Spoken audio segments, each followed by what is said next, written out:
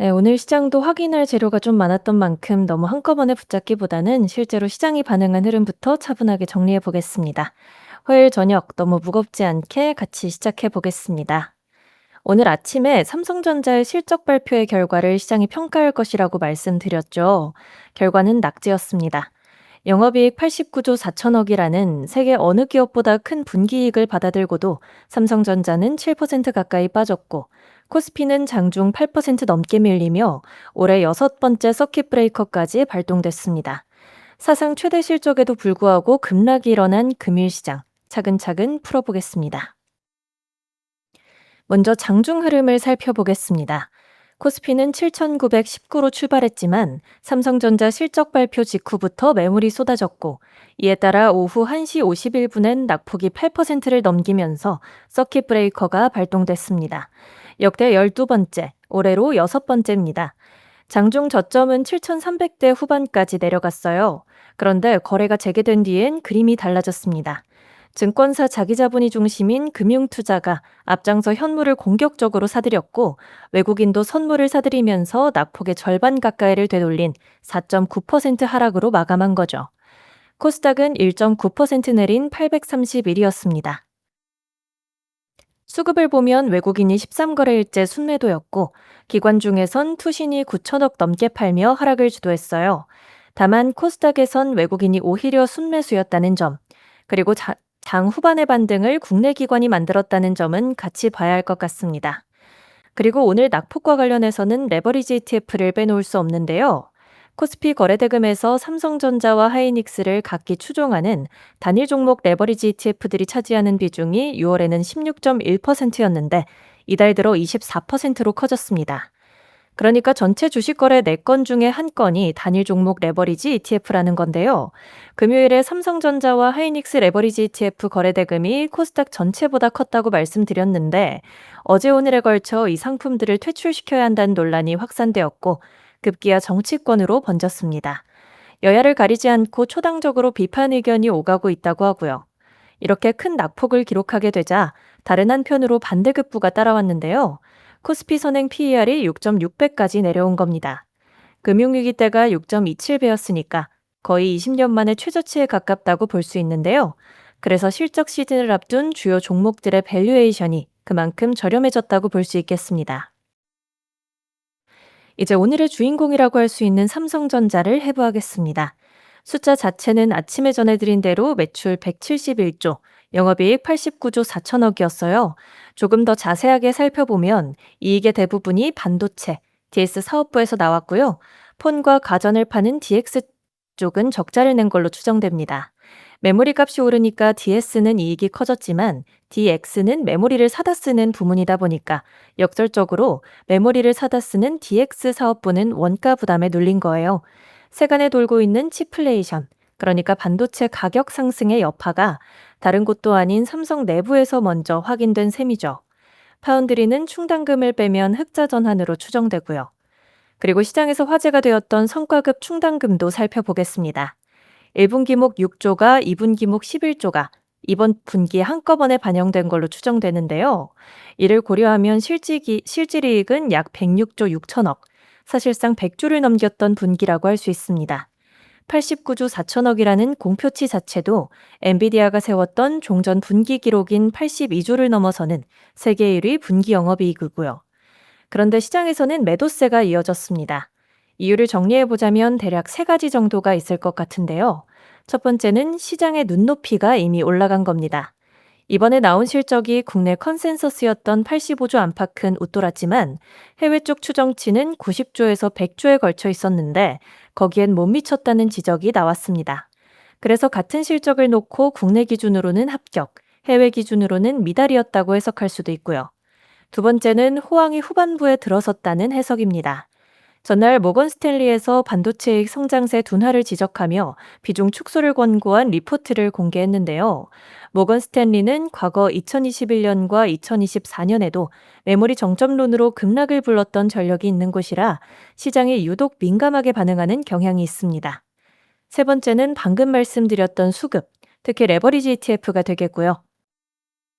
SK하이닉스는 6% 하락했는데 별도로 살펴봐야 할 것이 있습니다. UBS에서 하이닉스 ADR을 사고 한국 본주는 팔라는 전략을 내놓은 건데요. 미국에 상장될 ADR이 글로벌 투자자 입장에서는 보유 비용과 접근성에서 유리하다는 겁니다.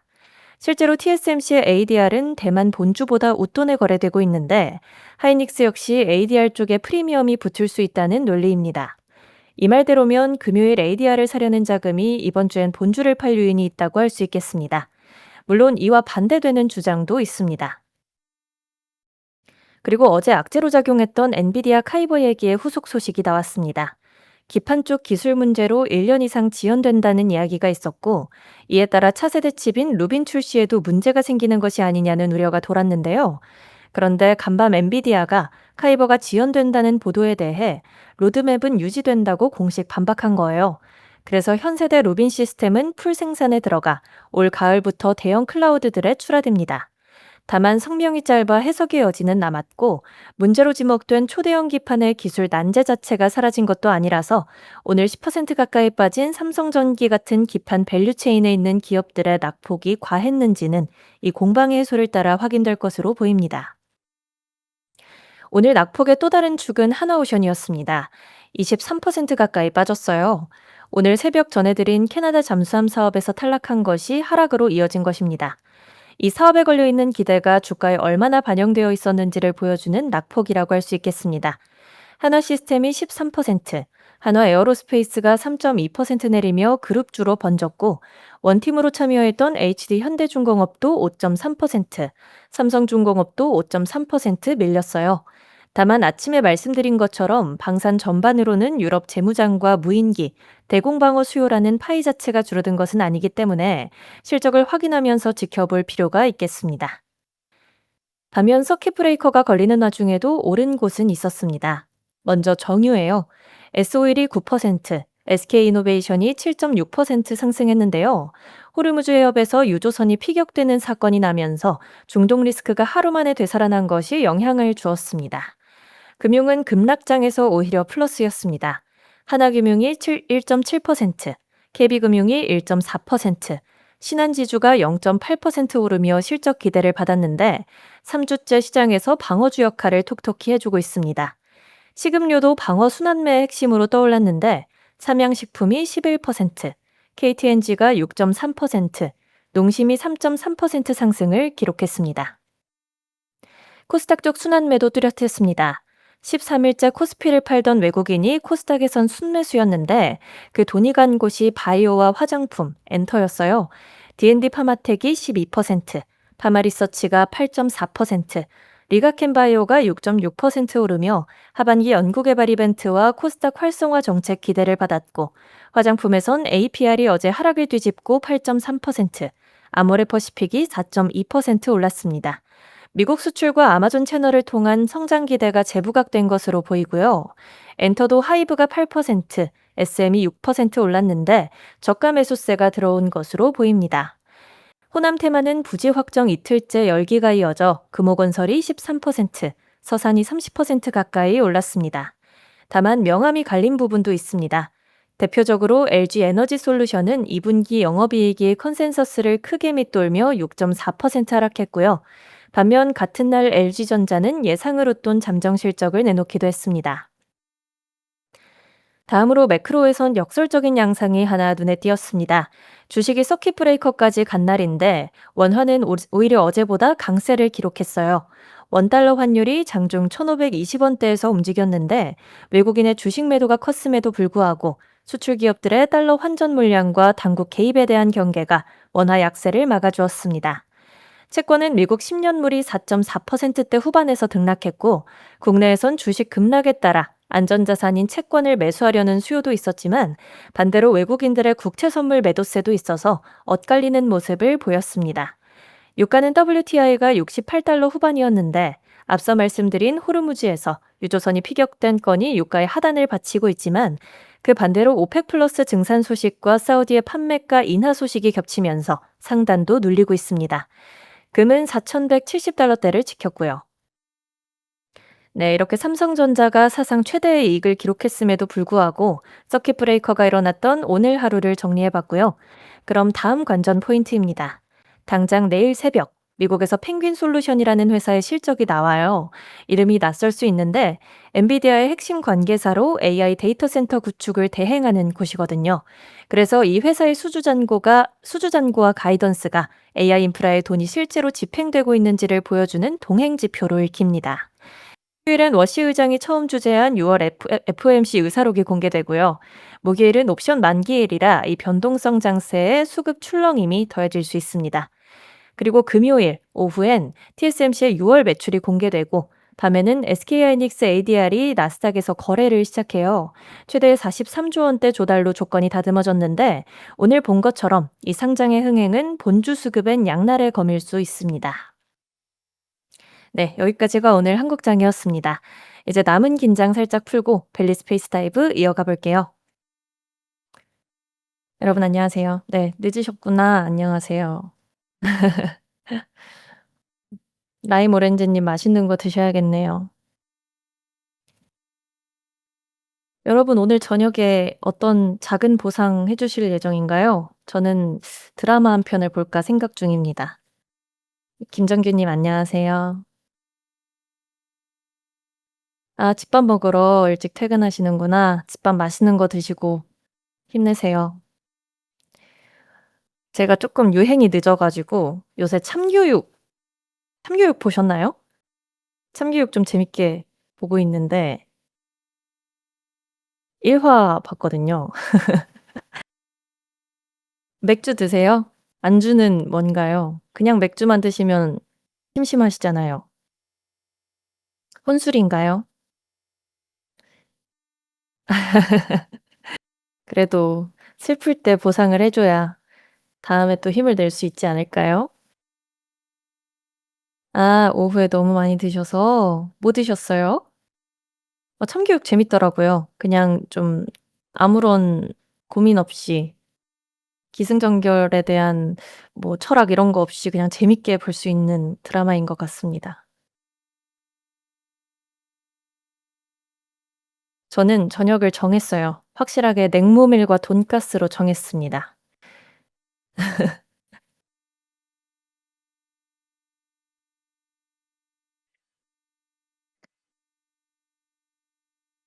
아, 김부장 보고 계시는구나. 김부장 재밌다 그러더라고요. 저도 참교육 다 본 다음에 김부장 보려고요.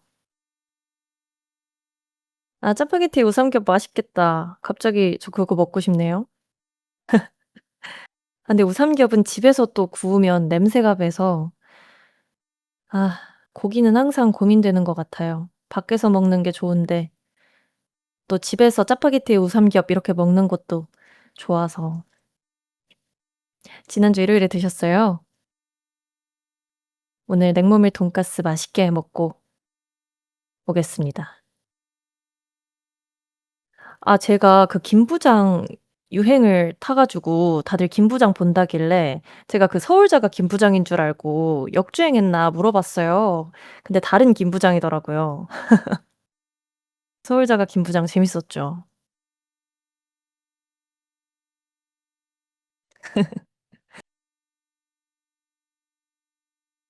네, 화요일 저녁 벨리 스페이스 다이브 한번 들어가 볼까요?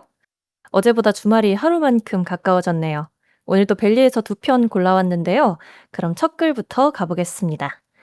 먼저 방글투님의 글입니다. 방글투님은 직접 가게를 하시는 분이라고 하는데요.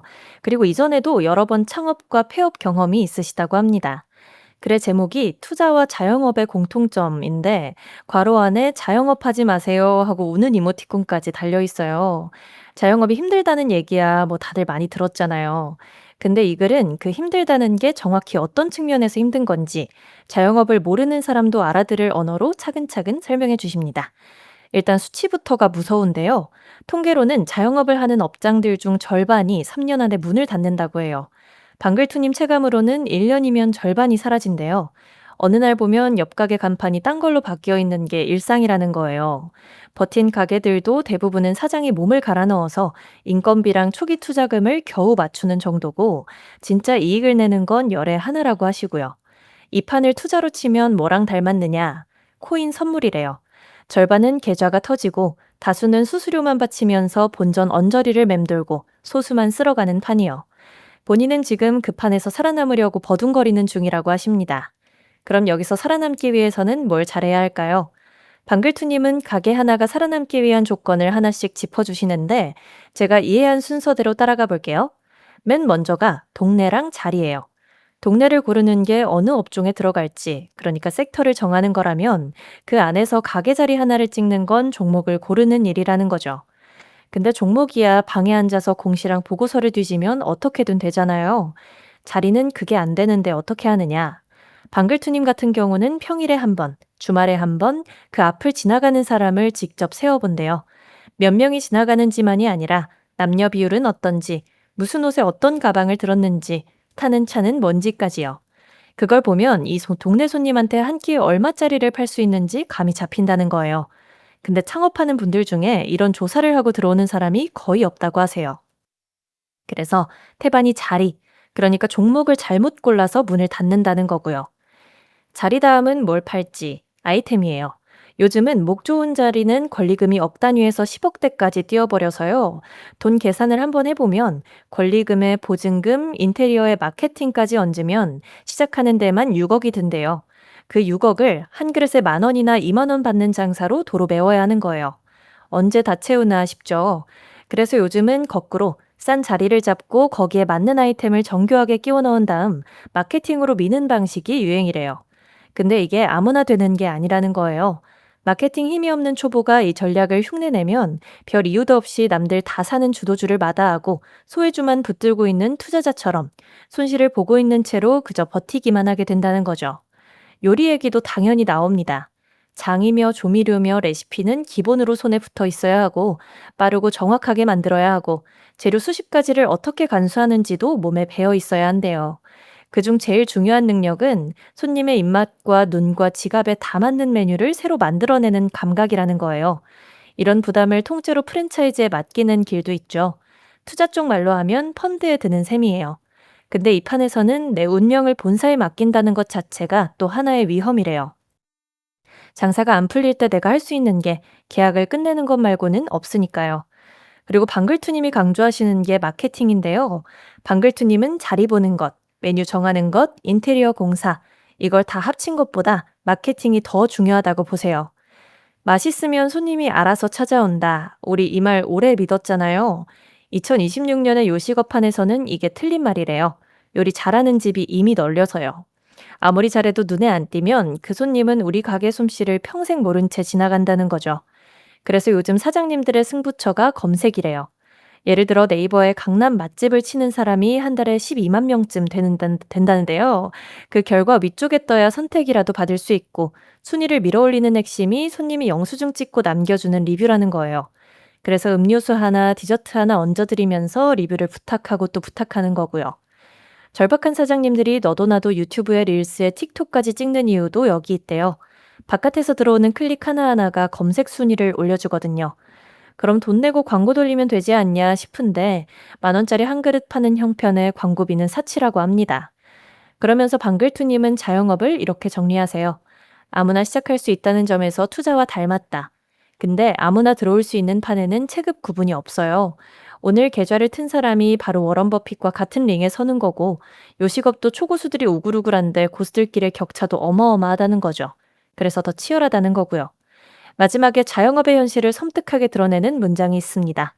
주식은 무너져도 남는 게 빈 계좌 하나인데 가게는 무너지면 그 빈 계좌에 상한 몸까지 얹혀서 온다. 그러니 그나마 몸은 지킬 수 있는 투자 쪽에 힘을 쓰시라는 거죠. 요식업 현장을 직접 오랜 세월 동안 경험한 사람만 쓸 수 있는 글이라 흥미진진하게 읽을 수 있는데요. 여러분도 한번 읽어보시기를 추천드립니다. 두 번째는 스페이스 카우보이님의 글입니다. 제목이 그 아이는 마시멜로를 참은 게 아니다인데요. 마시멜로 실험 다들 한 번쯤 들어보셨잖아요. 1960년대 스탠퍼드에서 했던 그 실험이요. 4살짜리 아이 앞에 마시멜로 하나를 두고 지금 먹어도 되지만 15분을 버티면 하나를 더 주겠다고 하고 어른이 방을 나가요. 어른이 나가기가 무섭게 입에 넣는 아이가 있고 딴청을 부리면서 끝까지 버텨 2개를 받아내는 아이도 있죠.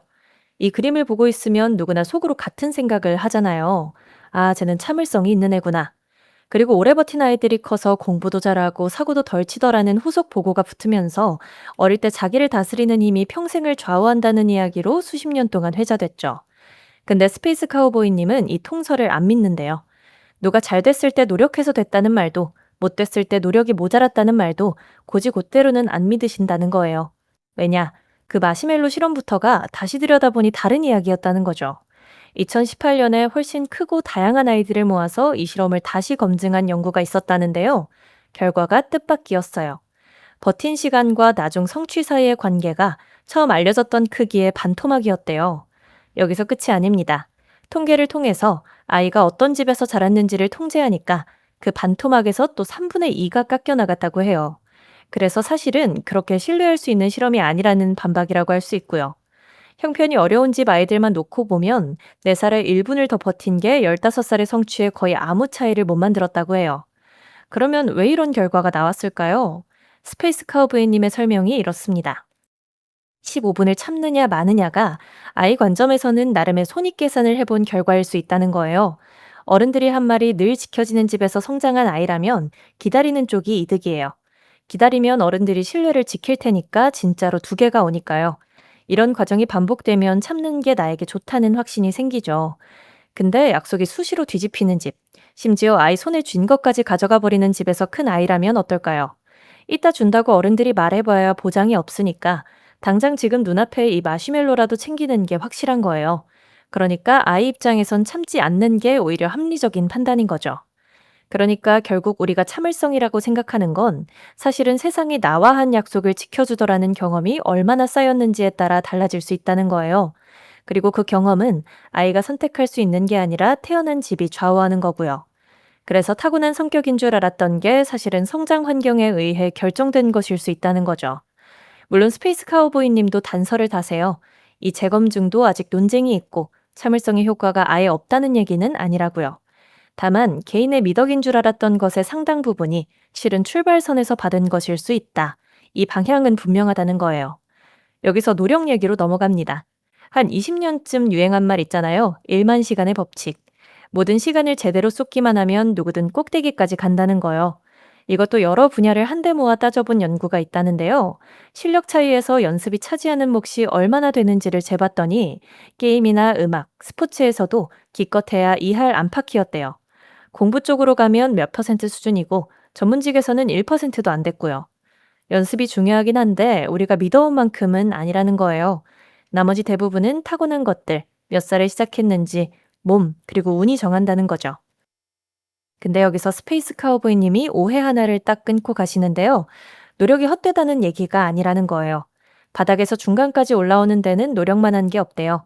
연습하는 사람은 안 하는 사람을 언제나 이기니까요.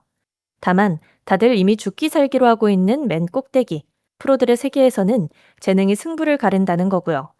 그러니까 재능은 노력을 이긴다. 이 말이 정상급끼리 붙는 자리에서는 진짜 맞는 말인데 정작 그 말이 우리 같은 보통 사람들이 모인 곳에서는 큰 의미가 없는 이야기일 수 있다는 거예요. 이 뒤로 글이 한참 더 가는데요. 글이 길어서 자세한 이야기는 생략하고요. 직접 읽어보시면 좋겠습니다. 우리가 생각하는 인내심이나 참을성이 사실은 타고난 게 아니라 집안 환경에 좌우될 수 있다는 점을 설득력 있게 전달해 주시는 재미있는 글입니다. 자, 오늘 벨리 스페이스 다이브는 여기까지고요. 화요일 저녁이네요. 오늘 하루도 정말 고생 많으셨습니다. 아침부터 저녁까지 각자 자리에서 할 일 잘 해내시고 시장 흐름도 따라오시고 또 하루를 무사히 지나오셨네요. 화요일이라 아직 한 주가 많이 남아있는 것처럼 느껴지실 수 있지만 그래도 오늘 하루는 여기까지 잘 오셨습니다. 오늘 벨릭을 저도 너무 좋게 봤어요.